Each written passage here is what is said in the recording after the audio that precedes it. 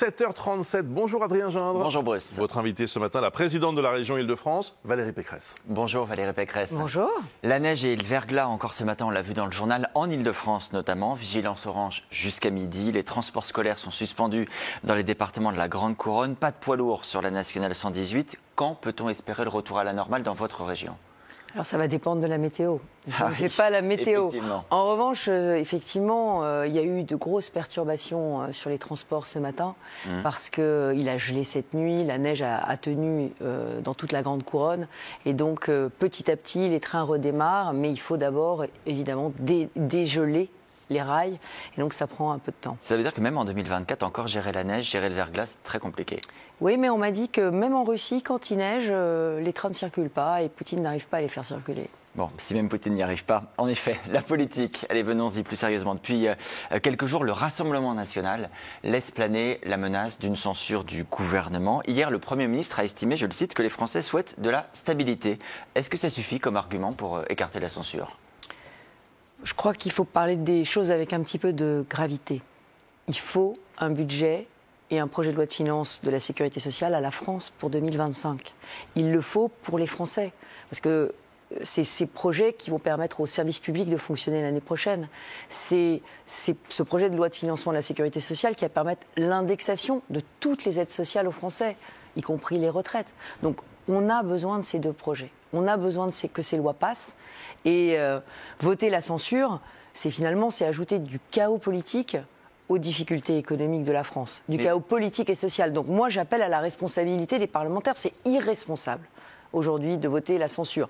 Et puis, pardon, mais c'est consternant de voir Madame Le Pen envisager d'ajouter ses voix à celles de Jean-Luc Mélenchon. Parce qu'il faudrait effectivement cette addition pour que la censure fasse tomber le gouvernement. Absolument. Et vous avez vu quand même le projet de budget qui avait été concocté par la LFI avec le soutien du RN. C'était un projet de banqueroute, de faillite. Donc, ne pas voter la censure. Le RN a des demandes qui sont, somme toute, assez simples. Revaloriser les retraites, ne pas augmenter la taxe sur l'électricité, mettre en place des peines planchers, faire la proportionnelle.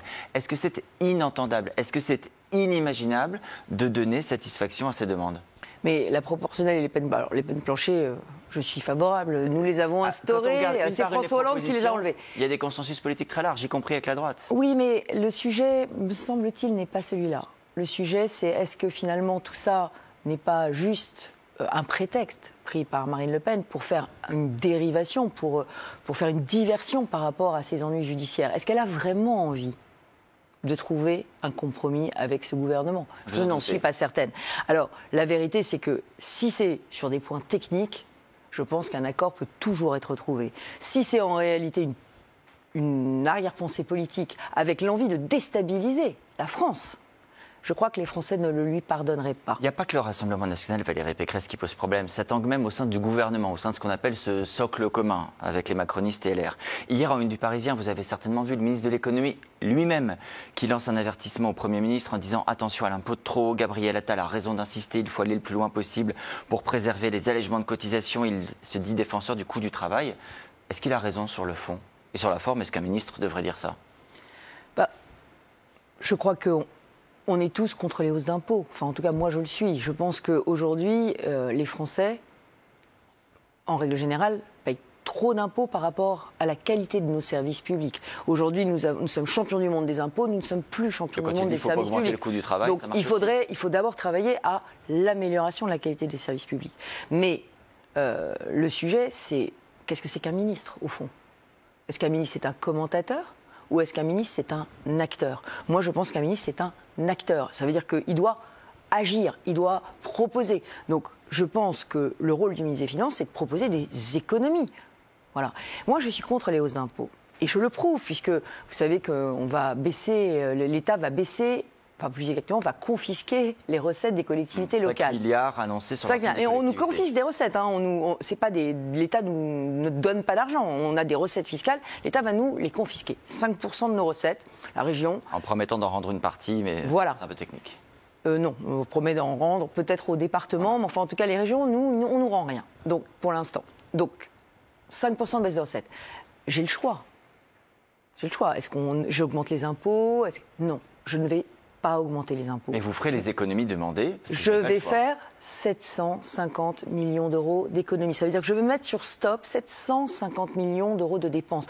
C'est des choix politiques durs pour moi. Je le fais à l'insu de mon plein gré. Je n'avais pas du tout l'intention de faire ces économies puisque je pensais que j'allais avoir ces recettes. Je vais le faire parce que je suis en responsabilité. Et qu'en responsabilité, je ne veux pas augmenter les impôts. Donc vous voyez, je pense que c'est dans cet état d'esprit que devraient se mettre tous les ministres du gouvernement et tous les députés aussi. Trouver les économies. Qu'on ne me dise pas qu'aujourd'hui, sur le budget de l'État, il n'y a pas des économies à faire. Elles sont très nombreuses.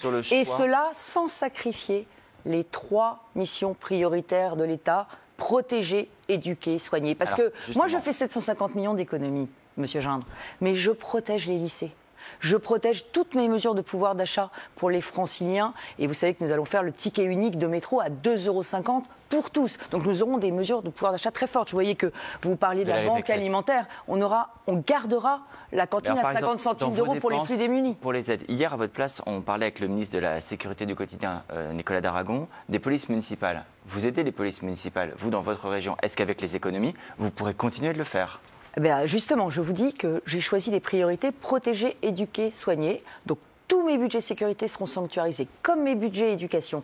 Tous mes budgets pour la formation des infirmiers et des infirmières, pour lutter contre les déserts médicaux, seront sanctuarisés. J'ai choisi mes priorités. Alors, c'est-à-dire que j'ai d'autres endroits où je vais couper, notamment toutes les politiques en cofinancement avec l'État. Je dis à l'État, maintenant, reprenez vos politiques. Débrouillez-vous, quoi. Oui, puisque j'ai plus l'argent, vous me le retirez. Ça concerne quoi, par exemple ? Par exemple, on va avoir toute la politique du logement, qui n'est pas une compétence directe de la région, que nous faisions, parce que nous pensons que c'est une priorité aussi. Mais pour moi, c'est une priorité moins grande que la protection. Vous parlez des polices municipales. Les polices municipales, c'est très important. On parle aujourd'hui de la gangrène, du trafic de drogue, on parle de la sécurité du quotidien, et la montée de la violence me préoccupe énormément. Les polices municipales, on dit quelquefois qu'elles ont besoin de moyens financiers. En fait, elles ont besoin de moyens juridiques et légaux. Hier, j'étais au Parlement. Je leur ai dit il faut que les polices municipales puissent utiliser des drones de surveillance.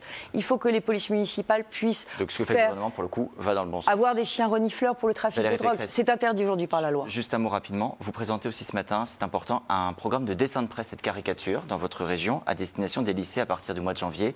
Ça coïncide avec les 10 ans de Charlie Hebdo notamment, bien sûr. Vous avez déjà expliqué que l'association organisatrice n'avait pas choisi de caricature du prophète de Mahomet, de Jésus, du pape. Est-ce que vous le regrettez ou est-ce que vous le souhaitiez ainsi ? Soyons clairs, cette opération, c'est une opération militante.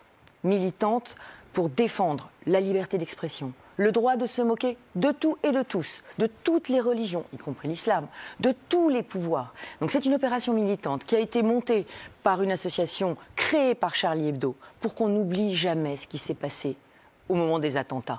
Et ils m'ont proposé 12 caricatures. Dans ces caricatures, il y a des caricatures, je l'ai dit, de toutes les religions. Il n'y a pas les fameux portraits de Mahomet. Mais il y a une caricature qui va faire réfléchir et qui va, à mon avis, choquer, et au bon sens du terme, tous les jeunes. C'est la une de Charlie Hebdo au lendemain de l'assassinat du professeur Dominique Bernard à Arras par un terroriste islamiste. On y voit un professeur lardé de coups de couteau avec la société française derrière qui le pousse en avant et qui dit « on est derrière vous ». C'est pour se moquer de cette société, de la lâcheté qui laisse les professeurs en première ligne, les professeurs se faire assassiner. Je pense que ce projet est vraiment un projet militant contre le terrorisme islamiste. Et le vrai sujet, Monsieur Gindre, c'est pas est-ce que c'est un bon projet militant ou pas un bon projet, c'est combien de professeurs vont s'autoriser à lutter contre l'autocensure et présenter ces caricatures à leurs élèves. Et c'est ça, ce projet.